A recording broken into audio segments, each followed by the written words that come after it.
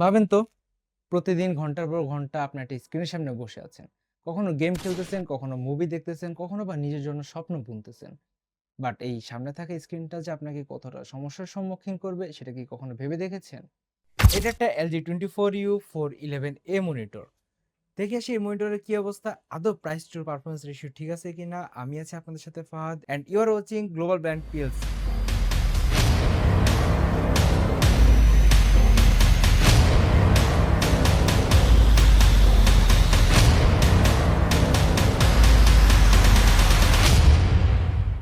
এই মনিটরটা totally black and matte finishing এর সাথে আসে।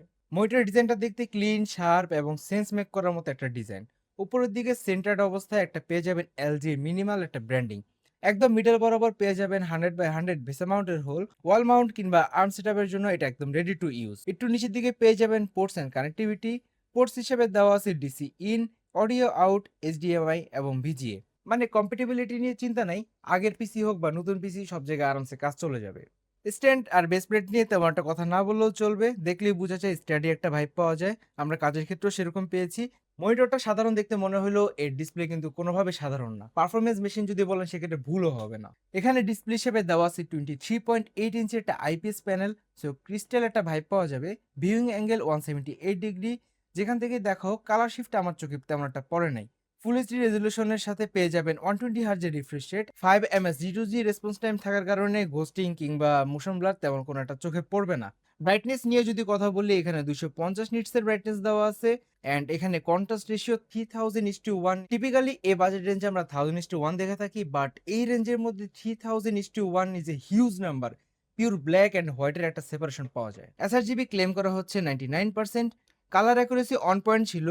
HDR10 এর সাপোর্ট থাকার কারণে আমরা এক্সট্রা ডেপথ আর ডাইনামিক রেঞ্জও পেয়েছি।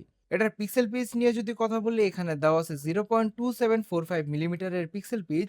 16:9 রেসপেক্ট রেশিও থাকার কারণে শার্পনেস আরও কমফোর্টেবল হয়ে যায়। পারফরম্যান্স টেস্ট নিয়ে আমরা যদি কথা বলি, এখানে আমরা ইউএফও গোস্টিং টেস্টও করেছি। এই বাজেটে আই থিংক এমন রকম পারফরম্যান্স আমরা এই বাজেটে আর কোথাও দেখি নাই।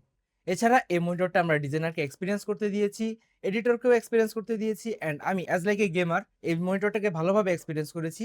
আমাকে প্রাইস টু পারফরম্যান্স রেশিও কোনোভাবে হতাশ করে নাই। এই মনিটরটা ২ টা ভেরিয়েন্টে পেয়ে যাবেন। একটা ২৪ ইঞ্চি এবং ২৭ ইঞ্চি। আমার সাথে আছে ২৭ ইঞ্চি মনিটরটা। যদি বাজেট কম হয়ে থাকে, দরকার better price to performance ratio monitor, তাহলে ২৪ ইঞ্চি মনিটরটাও দেখতে পারেন। আর এ ধরনের মনিটরগুলো পেয়ে যাবেন গ্লোবাল ব্র্যান্ডের ওয়েবসাইটে এবং কেনার সময় অথরাইজড ডিস্ট্রিবিউটরের সিলটা দেখে নিবেন।